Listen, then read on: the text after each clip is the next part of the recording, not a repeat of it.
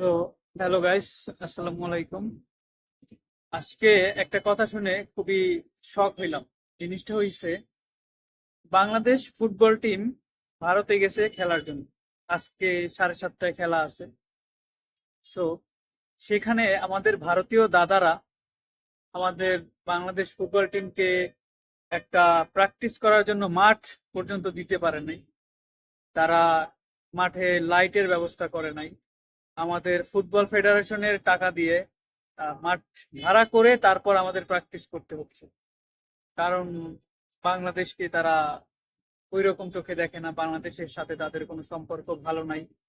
So এটা তারা রাজনৈতিক বিষয়ে, মানে খেলাধুলার ভিতরে রাজনৈতিক বিষয়টা ঢুকিয়ে দিয়েছে।